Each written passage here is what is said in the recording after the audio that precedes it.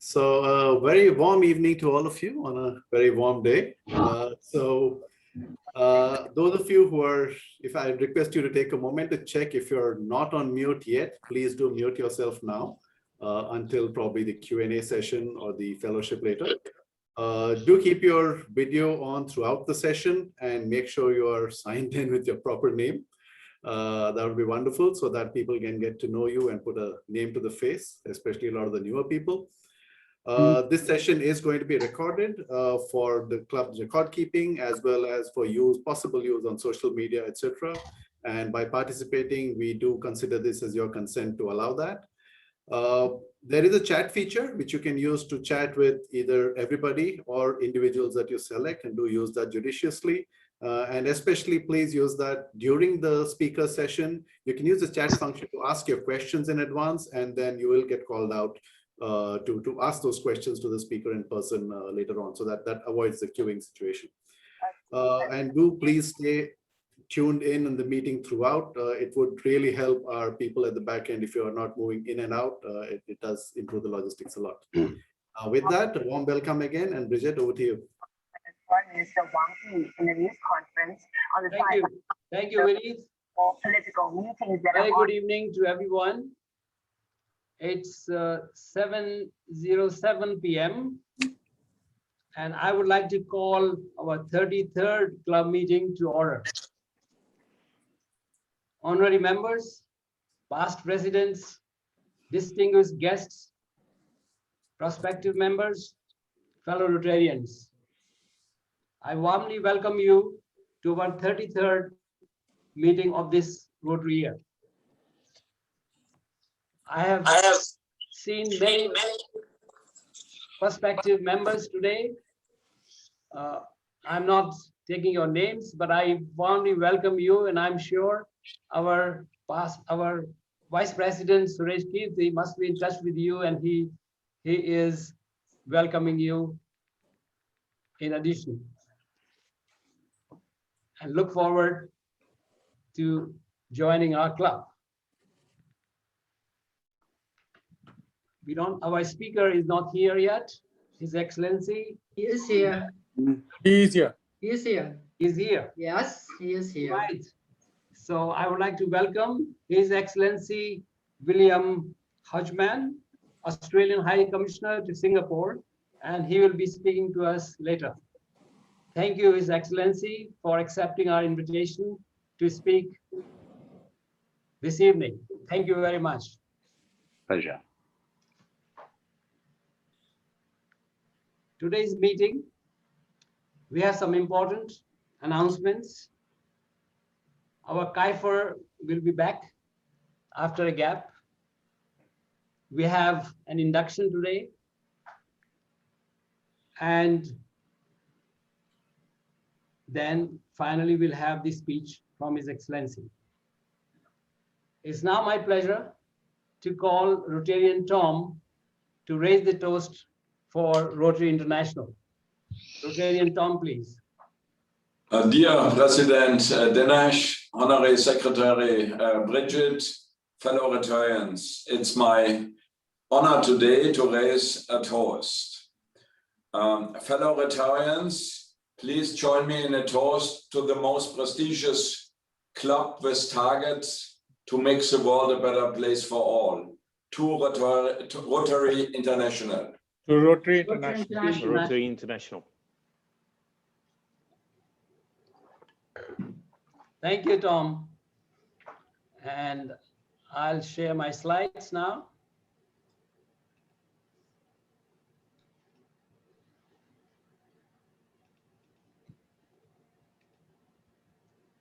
Well, I'll call upon our Honorary Secretary for club's announcements, please. Yes, thank you, President. I have actually two announcements. One is tomorrow, Thursday, the 11th of March, Dr. Chan is hosting the Vocational Services Committee meeting virtual on Zoom at 7 o'clock. I'm sure he will be sending out the login details to the committee and to the club soon. And Rotarian Utam actually reminded me to remind you that the Kias Meta essay competition was launched actually last week. President made the announcement, and all interactors are actually invited to contribute an essay on world peace and understanding. Rotarian Uttam is the chairman of this initiative, and the deadline for contributions is the 31st of March. So I think we need some traction, and he asked me to kind of remind you and the Youth Service Committee in particular to encourage the interactors to sit down and write an essay. That's it from me. Thank you, Bridget. And thank you, Uttam.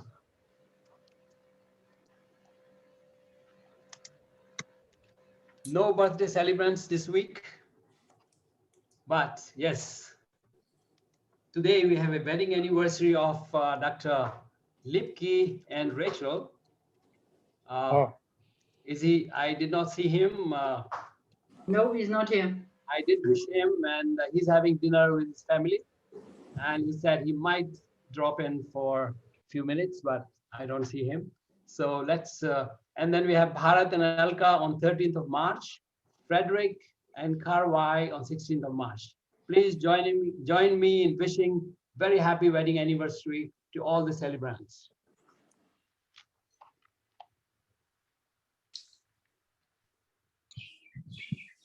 So President-elect Rotarian Louis Lim, thank you so much for accepting this coveted position of next president of the oldest and the largest Rotary Club in the district. Thank May you, I President ask Dinesh. all members to give full support to our new president-elect Louis Lim. Yay! Congratulations. Perfect. Yeah. Congratulations. Congratulations. Well done. You have Congratulations. all our support. Thank you. Thank you. The support is much needed. I don't have a runway. I have a road to cross only. Luis, I think you have to vertical change your takeoff, no photo. He already has the presidential background today, you know. Yeah. Yeah. That's why I say Washington, D.C. Well done. Congratulations. Thank you. Thank you. Looks like a real Congratulations, president. Louis. Thank you very President-elect much. Louis Lim. Thank you very much for accepting, and let's move on. I would like to just give an update to our major project 2020-2021 for this year's major project, which is an Happy Rotary Kitchen to Willing Hearts. And I think we had in one of our meetings explained in detail about this project, and our project lead is Dr. Chan, and he explained to all of you, and it was agreed. So I just would like to give you some update. On 9th of March, on Tuesday morning, that was only yesterday, we signed an MOU with Willing Hearts. There was a little delay because they had yet to sign the lease with the government for the new building where the central kitchen and other facilities will be built. And that has been done. And we clarified everything, and the project moves on. And here you would see the founder, Tony Tay, exchanging the MOU with the president, me. And we have here our Rotarian Tom and the chair of the major project, Dr. Chan and Subhash. And here is Taeng and Tony Tay. So we did this, and we are moving ahead, and very soon we will start the fundraising. And for that, I think I'll speak in the next meeting, and we will be sending an email to all the members with the details of the major project. Thank you. It's again my great pleasure to induct a new member today. And the new member is Sean Lim Wiki, and he's here. I would call upon our Vice President membership, Suresh Kirti, to introduce the new member. Vice President Suresh, please. Thank you, President. It's my pleasure again to introduce another candidate for induction today. It's Wee Kee Lim. To friends, he's known as Sean Lim. Rotarian Rajiv Mukul and I have known him for over 25 years. He's a Malaysian Singaporean PR. He started his life in 1990 as a technology trainer, and within 15 years, he was the marketing head for a listed education institution in Singapore, covering 35 countries. Later, he saw opportunities in cybersecurity, and in the last 15 years, he's been currently working as a COO and a Chief Revenue Officer for EC Council, which is one of the global largest cybersecurity certification institute, and he manages the revenue in 120 countries. And he, besides work, he and his wife Michelle, they love cycling, deep sea fishing, playing badminton, gaming, photography. More than that, he's an avid cook and a good baker. And I told him to invite some of our Rotarians for dinner with him. Thank you. Thank you, VP Suresh. Fellow Rotarians, it is my privilege and pleasure today to welcome our new member to the membership of our club, Mr. Sean Lim Wee Kee. The proposal has been reviewed in accordance with the constitution and bylaws of the club. Sean, as you would like to be known in the club, we now proceed to admit you into membership in the Rotary Club of Singapore. You have been chosen for membership in this club because your fellow members believe in you to be a leader in your field. But my picture is not there. And have qualities which will allow you to carry out the work of Rotarian. In electing you to the membership, we are doing more than taking you into our fellowship. We are making you a trustee with us of Rotary's ideals. Knowing you to be a Rotarian, the world will henceforth judge Rotary by your conduct. Membership in Rotary is an honor and privilege. Every privilege has its corresponding obligations. You have agreed to accept the responsibilities attached to your membership in this club and to obey this club's constitution and bylaws. One of the special obligation of the membership is regular attendance of the weekly meetings and monthly service committee meetings and participation in club projects and activities. It is the primary method of fulfilling the principles of service and fellowship and a way by which you represent your vocation. Sean, the ideal of Rotary is service. Our principal motto is service above self. And the object of this club and all Rotary clubs is to encourage and foster this ideal as a basis of worthy enterprise you are to share in this effort. For the rest of this Rotary year, Sean, I would be pleased if you would serve on the Community Service Committee. You may join other service committees as well. Your mentor is past President Stan Lowe. Your mentor will guide your assimilation through the service committee. Your classification is Learning and Development Cyber Security. Sean, as you represent a classification, it is your duty to tell us about your vocation and to bring the ideas of Rotary to your business and profession. And now, by the power vested in me as a president of the Rotary Club of Singapore, I declare you to be an active member of this Rotary Club.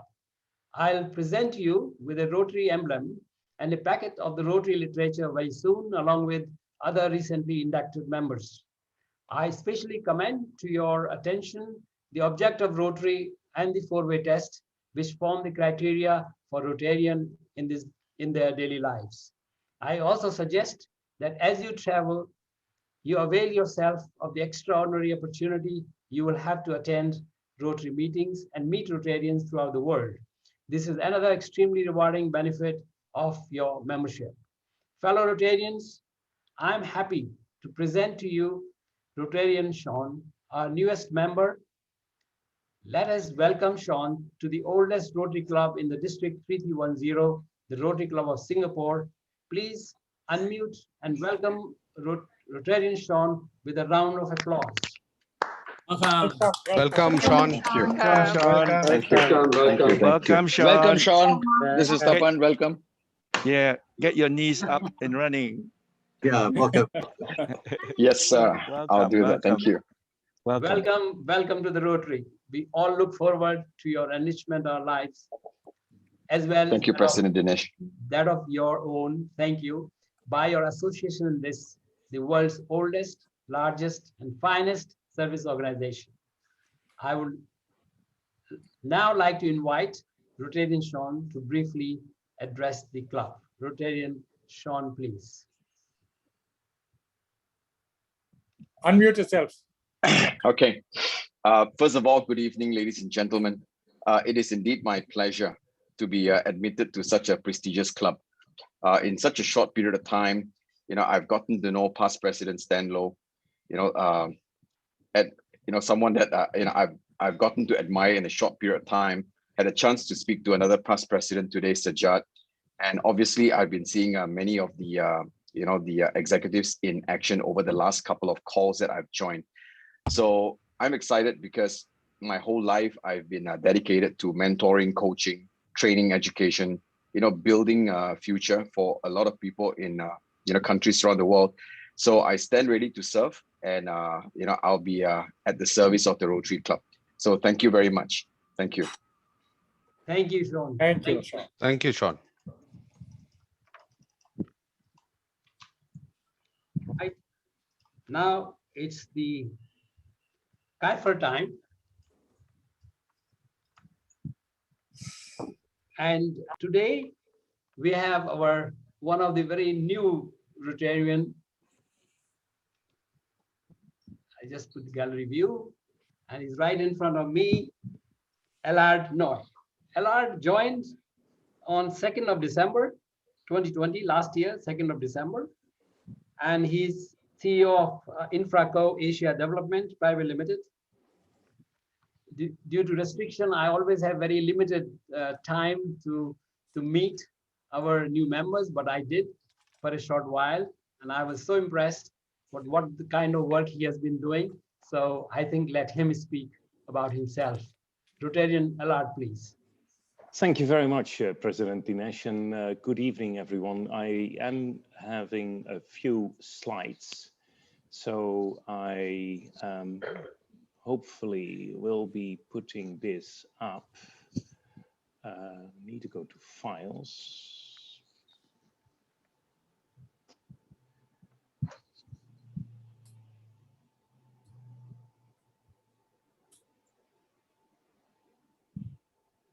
Hang on.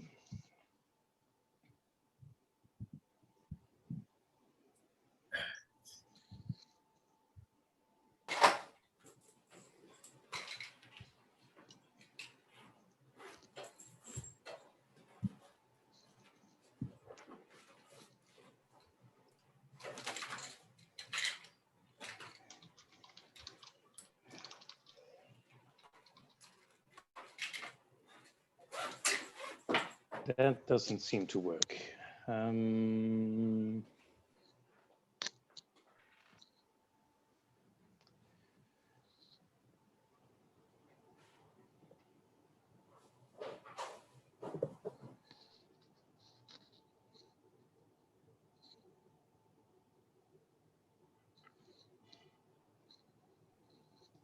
Is the share screen on? The share screen is Yes, yeah. on. I made you co-host. Yeah. Otherwise, you just talk off the cuff. I like you. Hang on. Well, that would be really boring. Oh, come on. You have such a lovely background.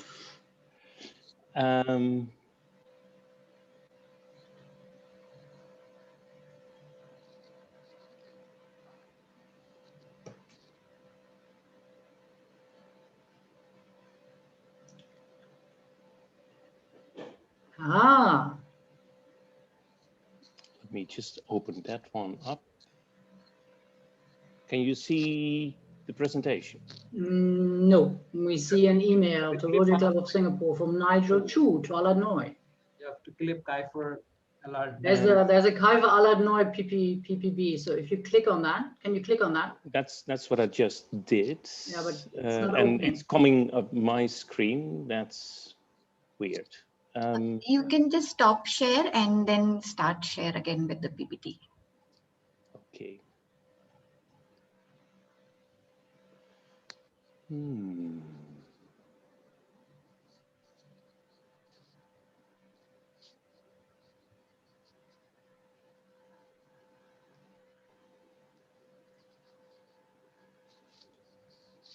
So that was stop share. Yep, let's share screen again. And now.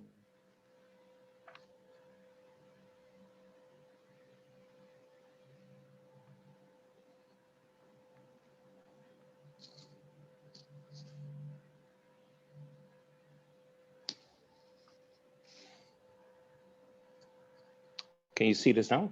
Yes. Yeah, now you need to Okay. click on the slide and then. Never give up. Thank you for your patience.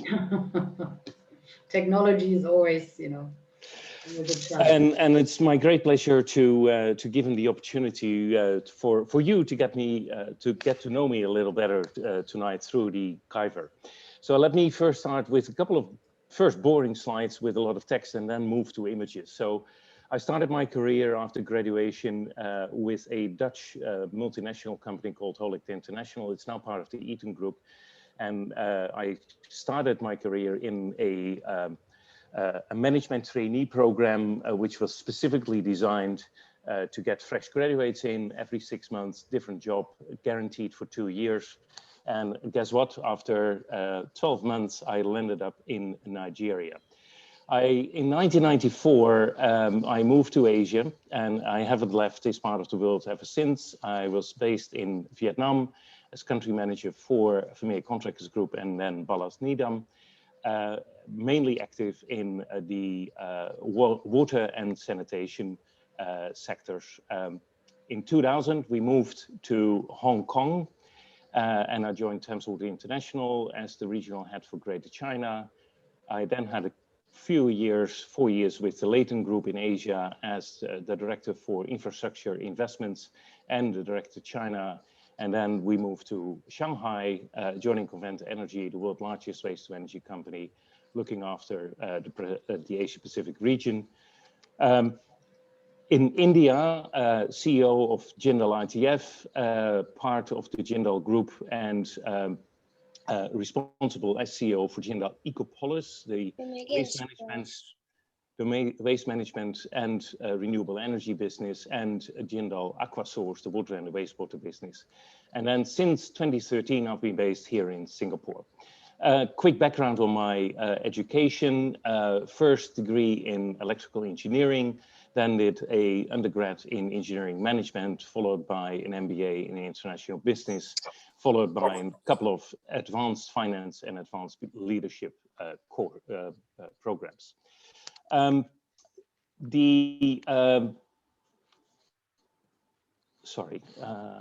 me just go back. So where has work taken me?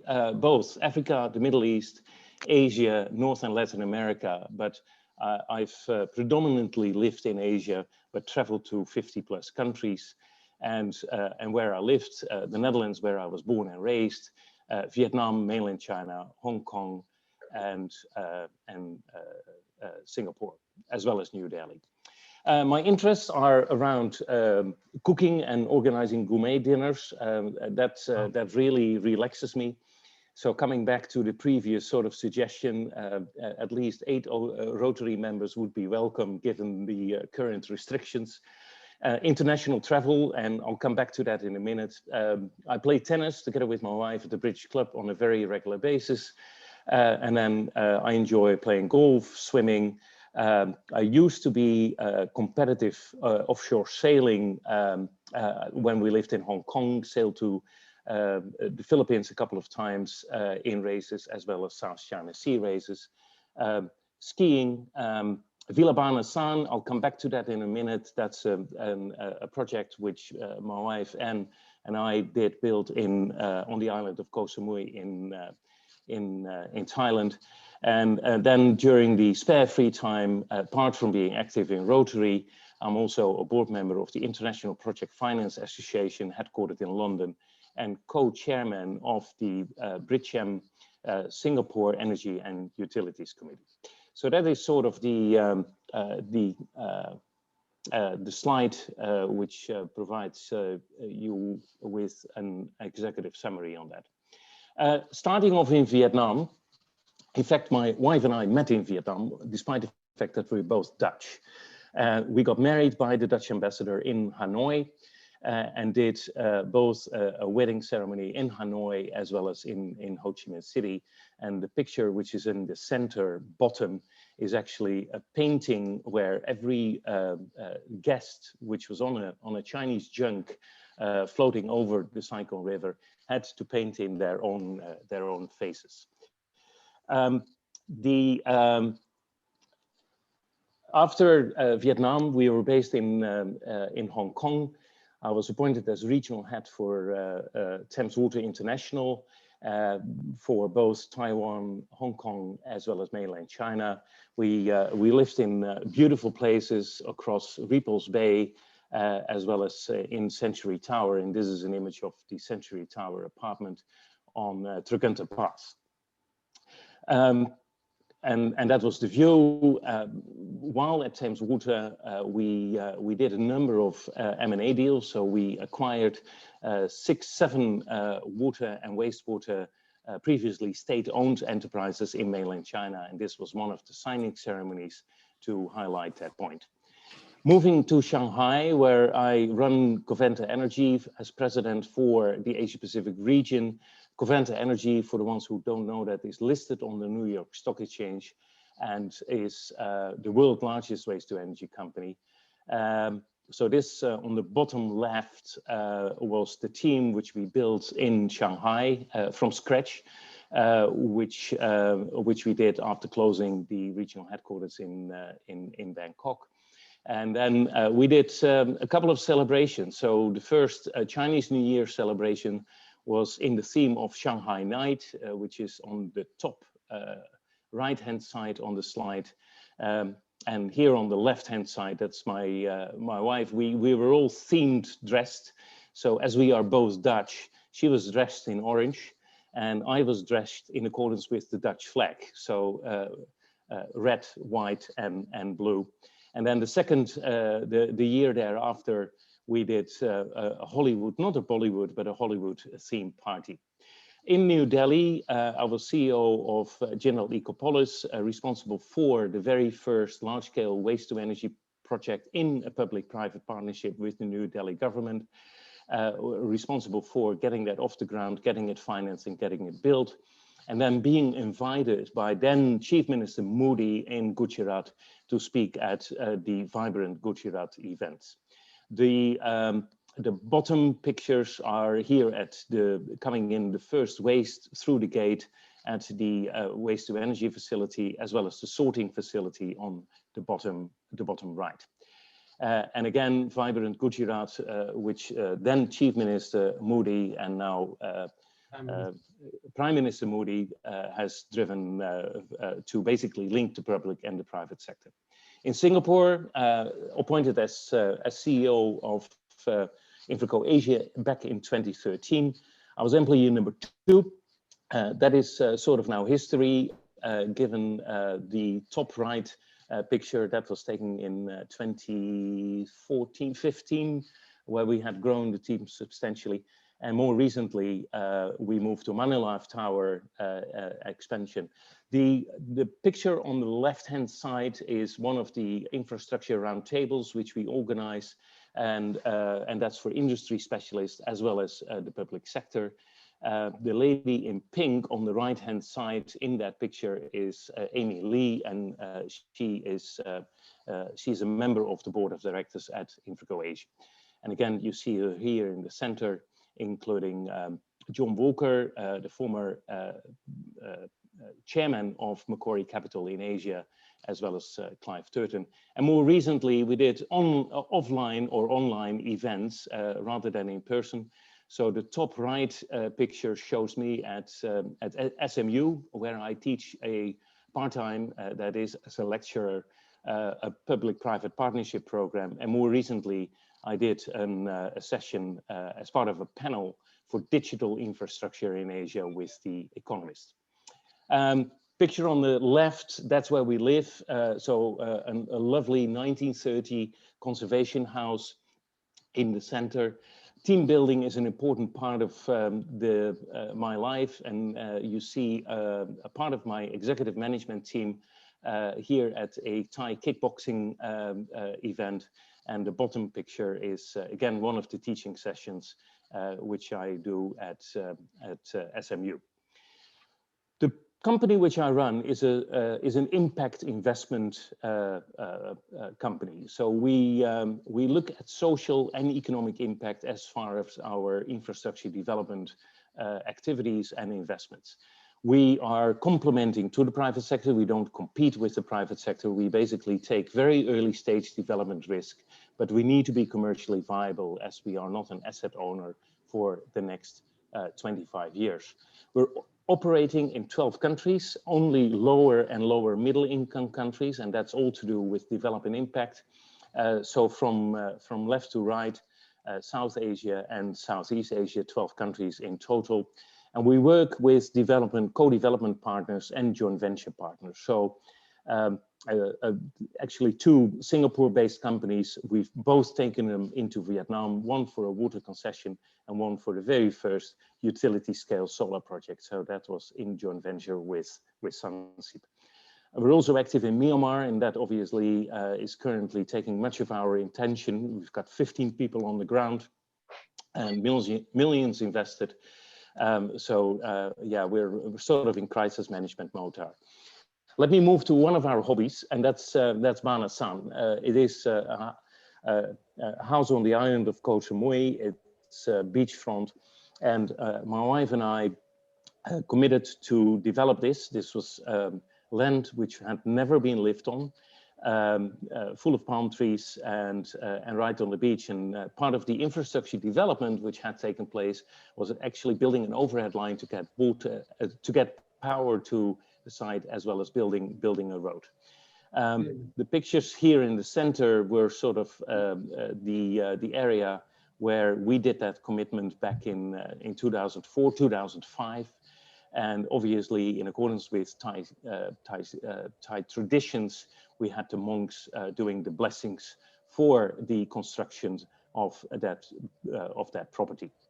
Again, a mixture of pictures pre and post starting construction, and this is how it looks today. So if you're looking at the left-hand right top corner, that's the main house, 3 stories, and then 4 individual units right in front of us. A little bit. I'm so sorry, but you are really taking a lot of time. Can you speed up a bit? We are waiting for the speaker. I'm really sorry. I mean, we have. I've got 4 slides left, I think, Brigitte. Please, I mean, you're really. So family and friends. So despite the fact that Anne and I don't have kids, we have actually got children. So this is our goddaughter. We organize every year on the island of Koh Samui, and you see probably a familiar face there in the center in red. That is Carlo. We organize parties for a number of days in accordance with themes.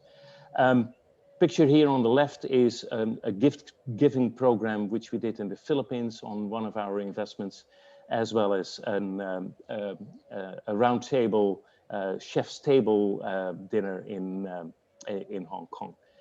Travel in terms of, we've been around the world, Antarctica, Mali, flying around in the US, sailing around Cape Good Hope in South Africa, Panama Canal, Nicaragua and Guatemala, and skiing in Japan, as you can tell. Thank you very much. All right. Very good presentation. Very good. You got to unmute, President. President, you have to unmute. Thank you, Parlita. PP Parlita, yes. Thank you, Allard. And what I said is you bring a lot of value to our club, and especially in ESG. Okay, I think we have to move, as Bridget said. There is a we are Can waiting. you stop sharing screen, Alad, please? I think I did that. No, that's fine. Now, Yeah. Thank you very much. Thank you.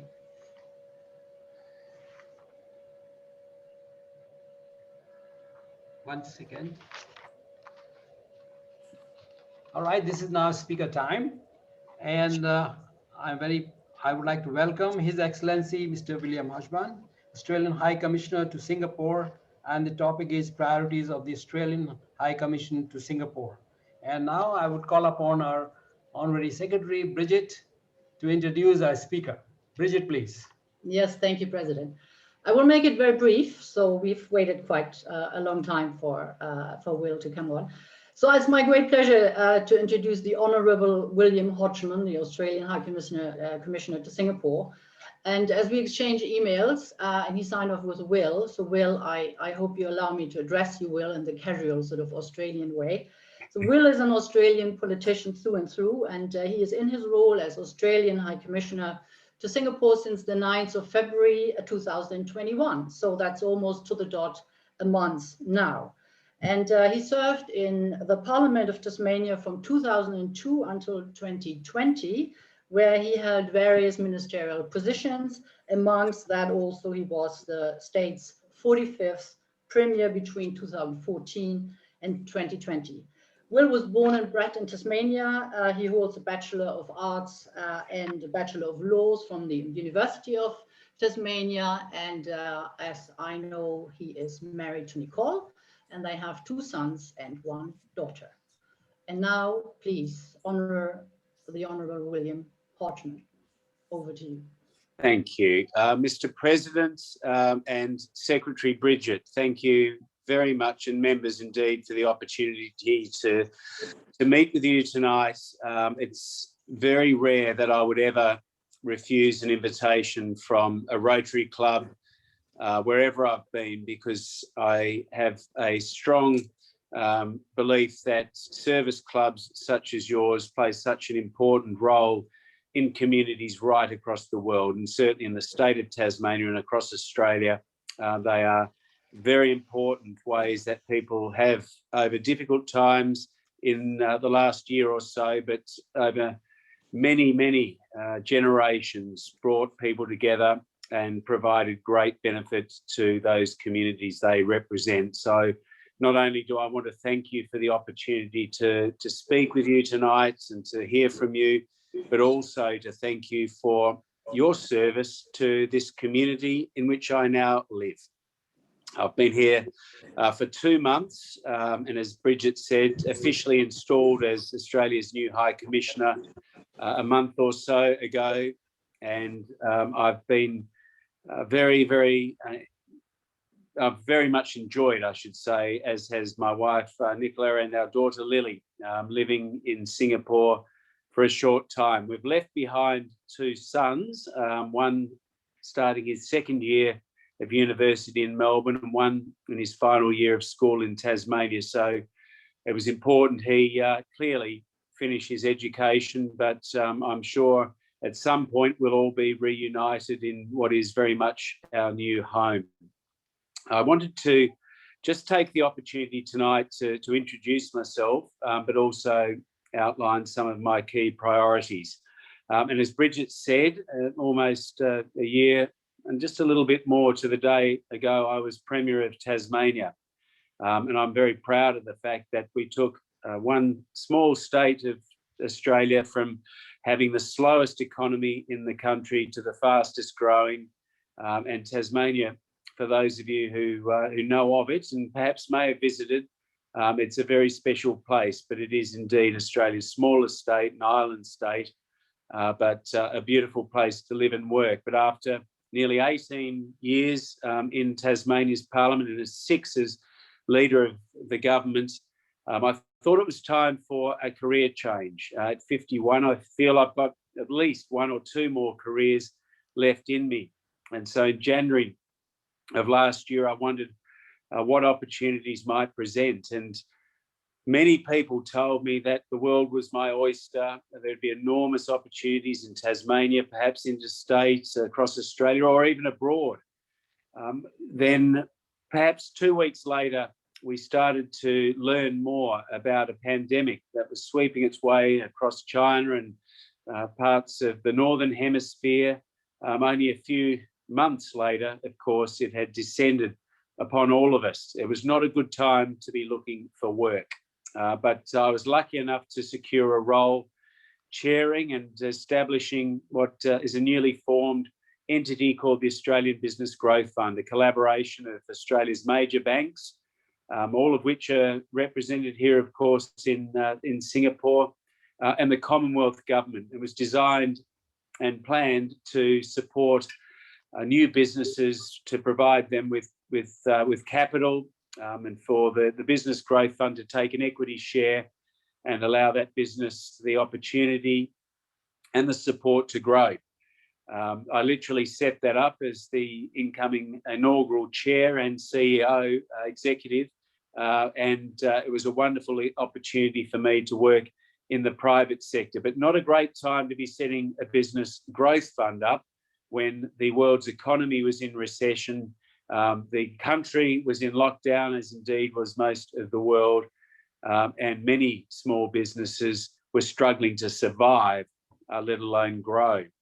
But ultimately, Australia's Prime Minister also thought that a good use of my time and expertise and skills might be in serving our nation's interests abroad. And it's something that I and my English-born wife have often felt we would like to do, notwithstanding the difficulties of the times, the limitations on travel, the disruption that it would cause to our family, the opportunity to serve Australia in what I consider to be a dream job here in Singapore, despite the nightmare year that we're all living in, was an opportunity that I was not prepared to let pass.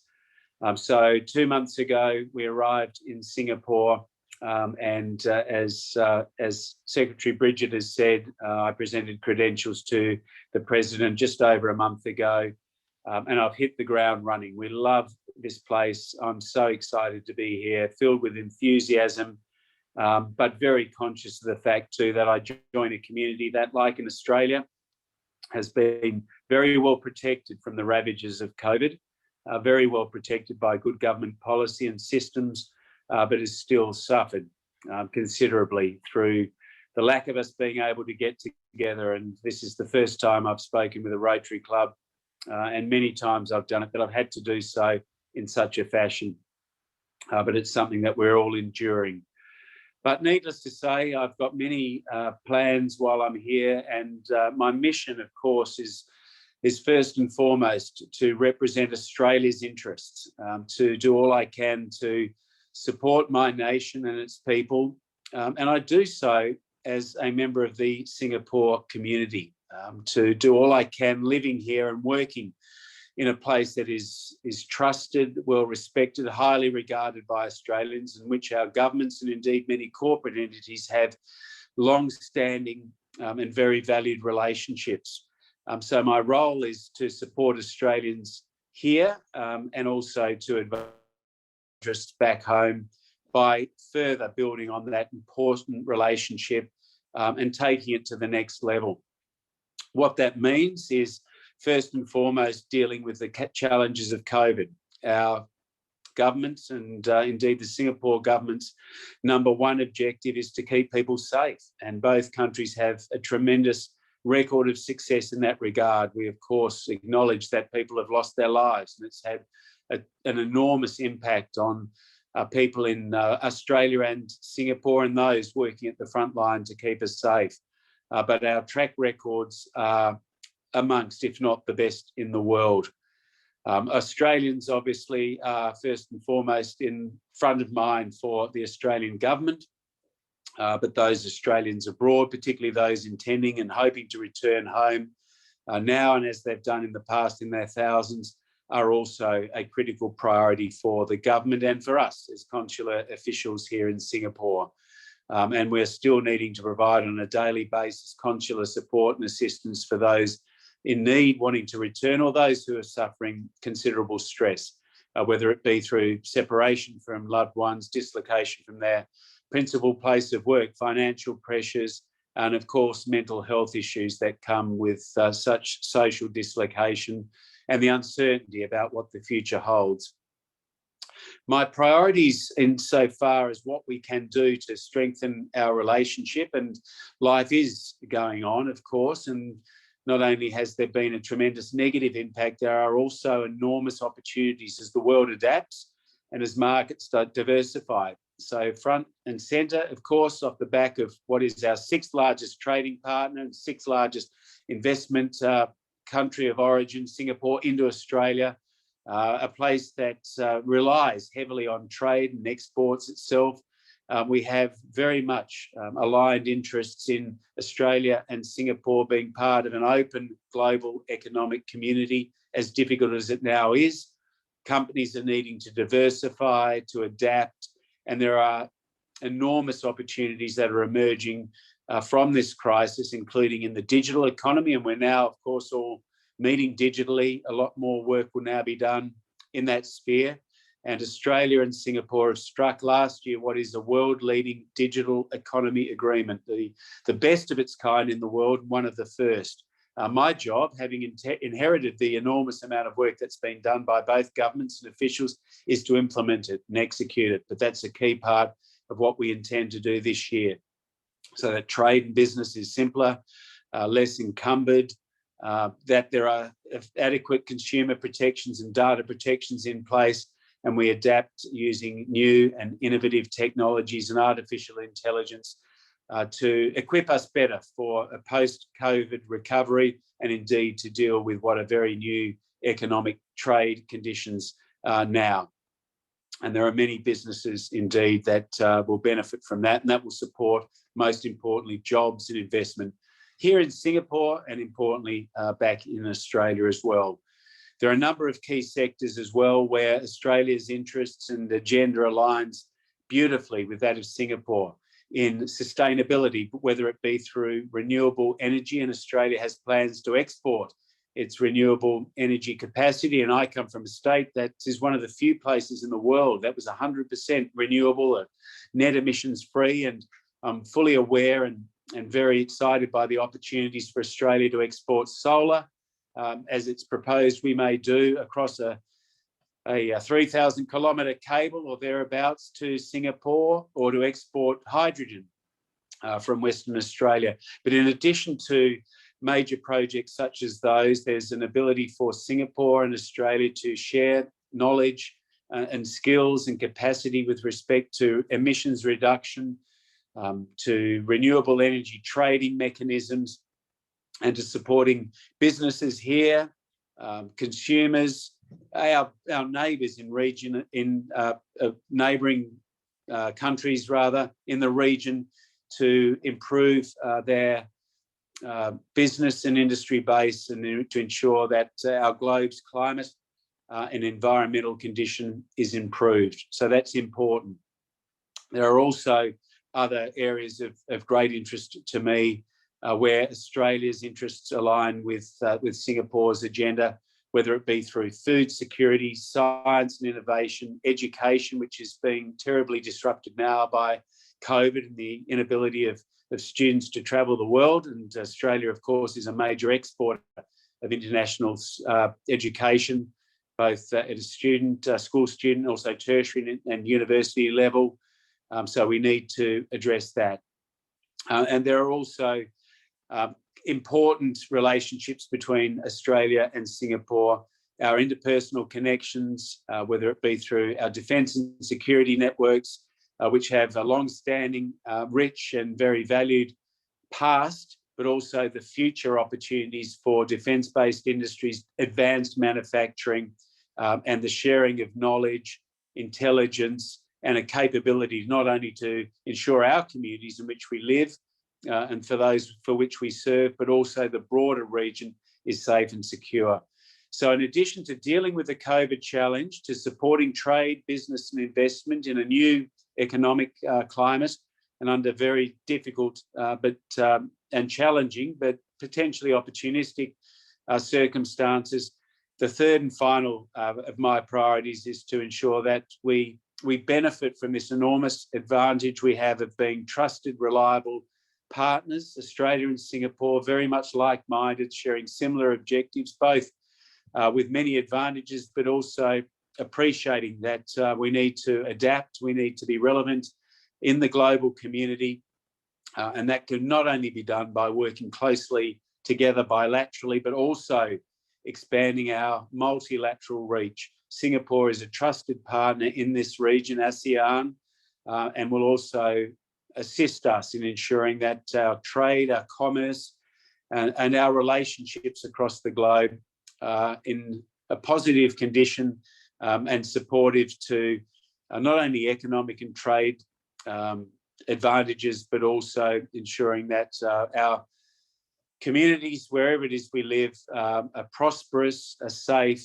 and positive about the future, despite all the conditions in which we've endured over the last year. I remain eternally optimistic. I believe that this post that I've been so fortunate enough, and this honour and responsibility that I've been given, is one that I intend to grasp with both hands. My prime responsibility, of course, is to the nation of Australia and its people, but that also includes those who are here, those who work here, those businesses that are based here, and those who have an interest in both the progress, prosperity, safety, security and stability of both our countries. And that includes the very warm, welcoming, engaging people that I've met here in Singapore, those Singaporean nationals who've made me, my wife Nikki, my daughter Lily, and those who I work with feel most welcomed, very well supported. I'm fortunate to arrive in a country that similarly is well cared for, safe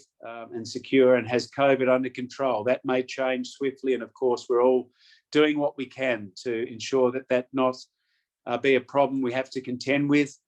The ability for us all to travel is another key point of interest I appreciate.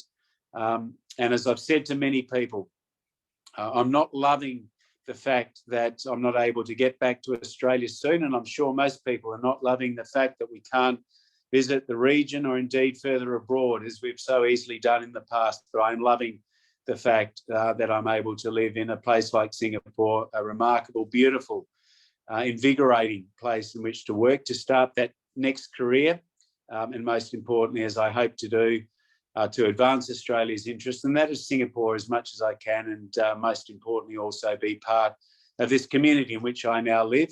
And there's no better place to be starting than through its Rotary Club. So thank you so much for the invitation to be with you tonight. I look forward to answering your questions, taking feedback, and hopefully meeting you all in person in due course.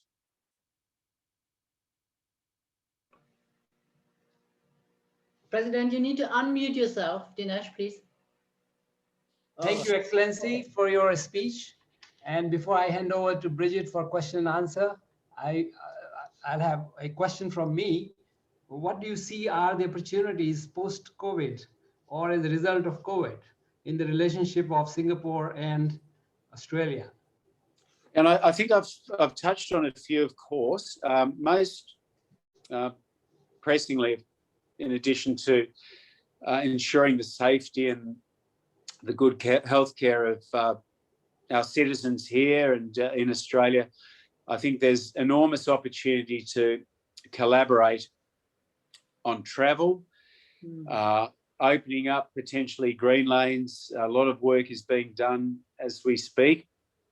That will have enormous economic benefits, but also, I think, demonstrate to the rest of the world, once we have the systems in place, that we can continue to travel, to trade, to operate commercially in a more familiar and open environment.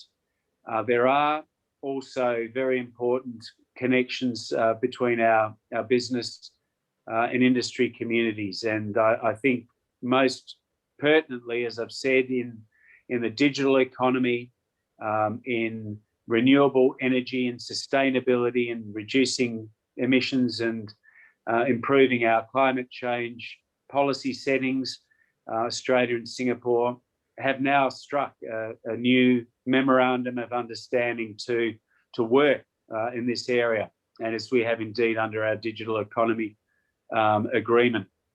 And also in providing food security. I think one of the success stories of the COVID pandemic and the shutdown in both our countries was the way in which Australia was able to support its government to subsidise the export of Australian produce to Singapore, which was suddenly confronted with a very real food security issue.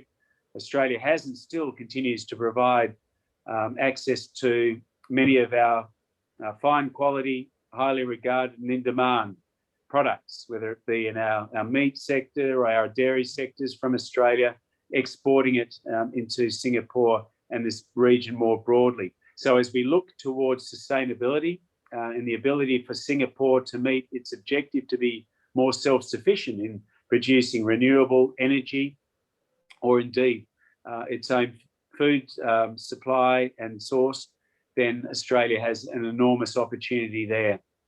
International education is so important, not only for the students concerned, but also to ensure our interpersonal connections, our cultural links are maintained. And Australia and Singapore have extraordinary connections in that regard, many of which may not be suitable to the future and future needs. We need to adapt and ensure that not only is a good educational product being provided, but we look at new ways in which it can be provided, but also to make sure that the connections between government and those educational institutions are rich and vibrant and not in any way disadvantaged by the current difficult circumstances in which we're all living and working. So that's another key area of opportunity, but also, in my view, a key area of need and priority that we need to be mindful of and working on, because the future will look very different from what it has in the past, of course. Those who work in education, science, research and innovation, and there are so many here in Singapore doing that, will help, I'm sure, lead our agenda in this area. Thank you. Over to Bridget. I think we have limited time. Maybe another one or two questions. I'll try and keep my answers short too. I apologise. No, that's fine. Do we have any other burning questions from the floor? Anyone? I don't see any.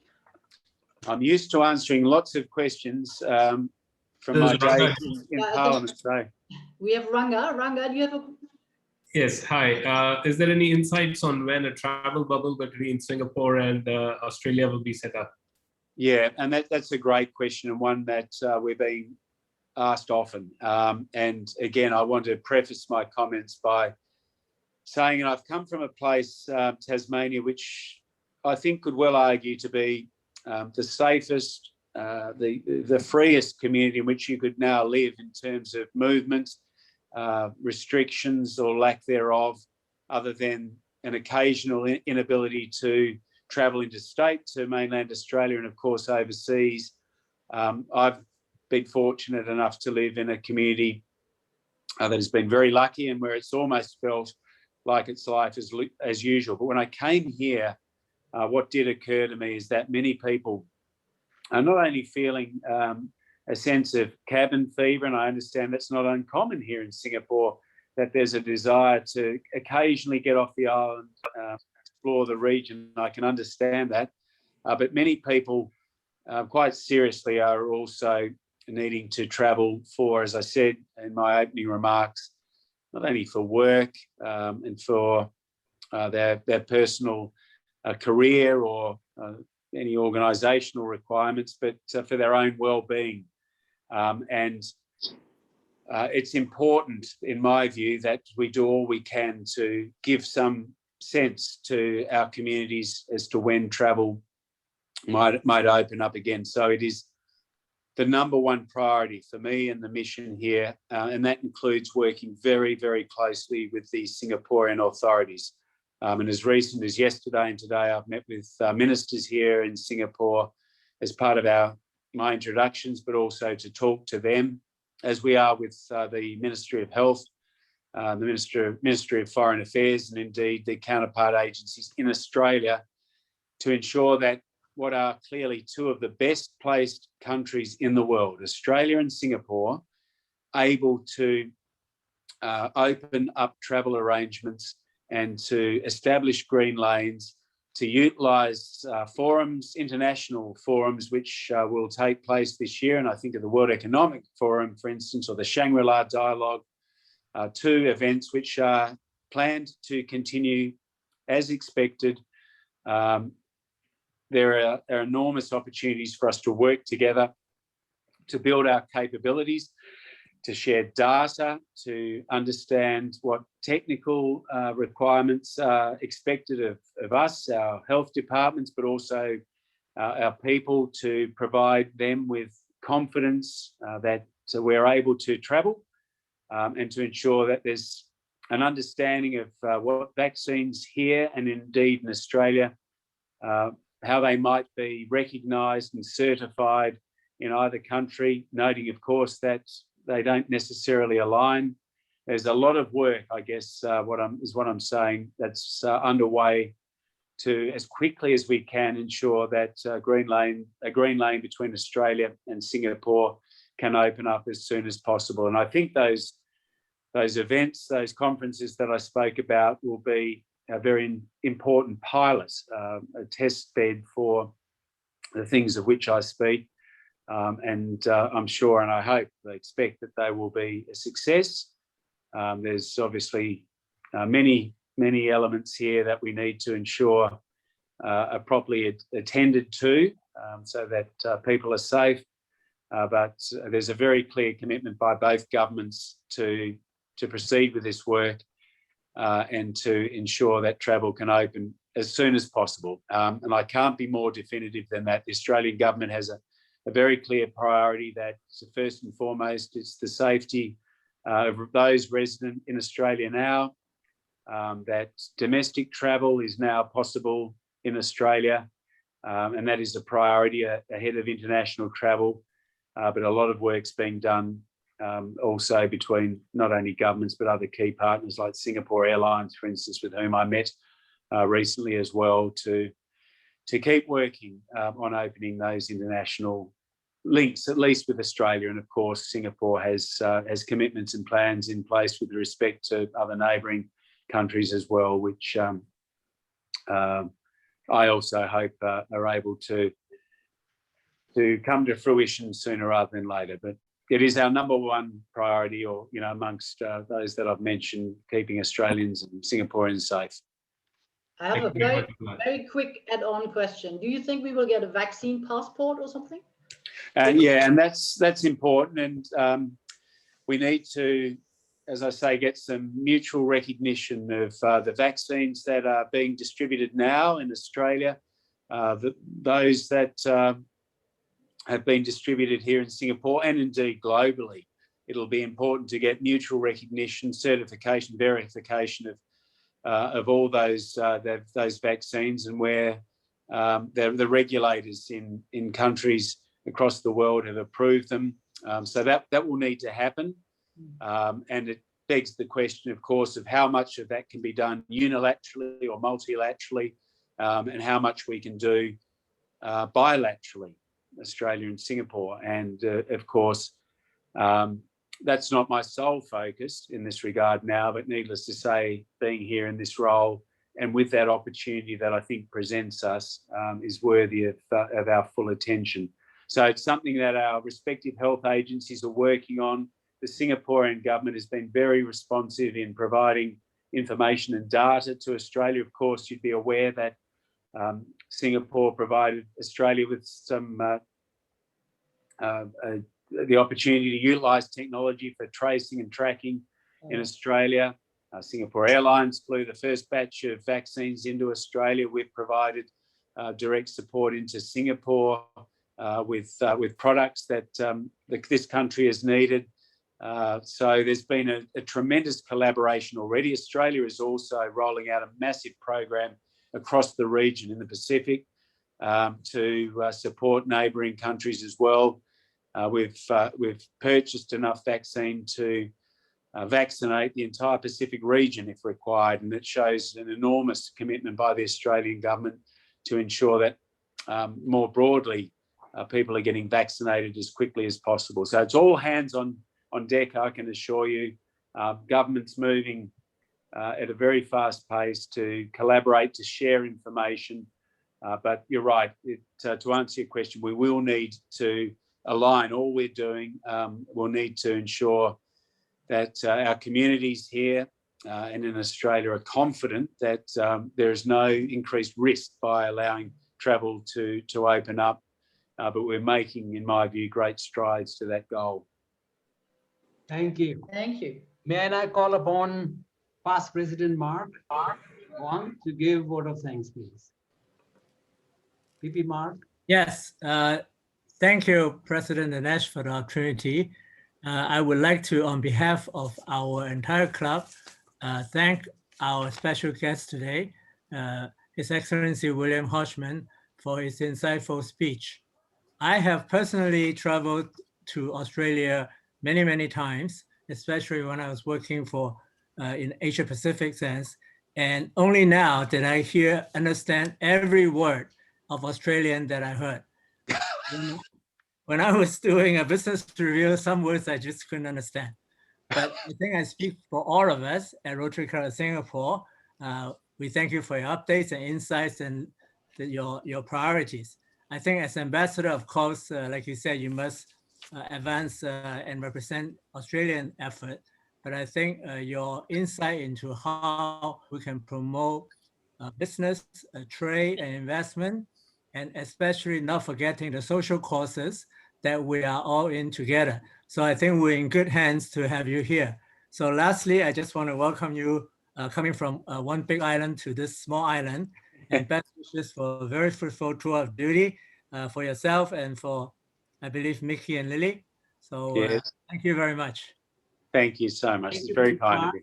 Can we all unmute ourselves and give a round of applause to our speaker, His Excellency? Thank you very much. Thank you.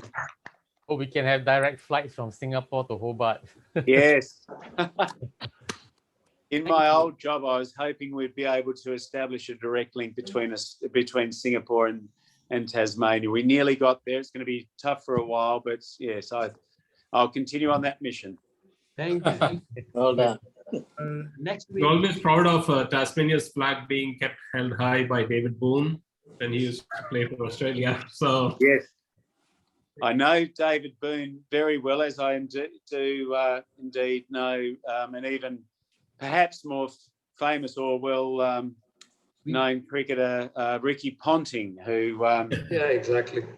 And I hope to, we have, I shouldn't digress, but there's a Singapore national playing for the Hobart Hurricanes, my BBL team in Tasmania. And I'm hoping when things open up to bring him and perhaps that team to Singapore to play cricket and advance our cultural connections through that wonderful sport here. I think we can continue this interesting topic during the fellowship. All right, the next week's speaker, Mr. Collins Downey, Sales Partnership Director, Wild Heart Group. The topic, Global Social Impact of Wild Heart Group. Before I close, I think I have to go back to the early announcement about the new president-elect. Now, that is not, we have to move further. And I did it purposely that I'll come back to this a little later because there was so much enthusiasm that time in supporting our new president-elect. So the board has passed another resolution for president, that is myself, to form a nominating committee to select and nominate president nominee to fill the position vacated by President-elect Louis Lim. So we have to find his successor as soon as possible. So I would reinstate the nominating committee, which selected him, and it was dissolved automatically after the AGM in December. So there are 4 members past President Sten, past President Mohan, past President Chinyap, and past President Tapan. And we'll add now President-elect Louis Lim on the committee. And of course, IPP and myself. That was one. And second, I think I would just ask our President-elect to nominate his board as soon as possible. Thank you, President. Thank you.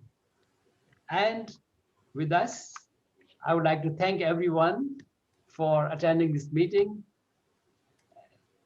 finding your time, especially our guests, prospective members, and I hope you enjoyed attending our meeting, and please come back again. Thank you so much. And with that, I would close the meeting. Thank you, President. Thank you. Thank you, President. You can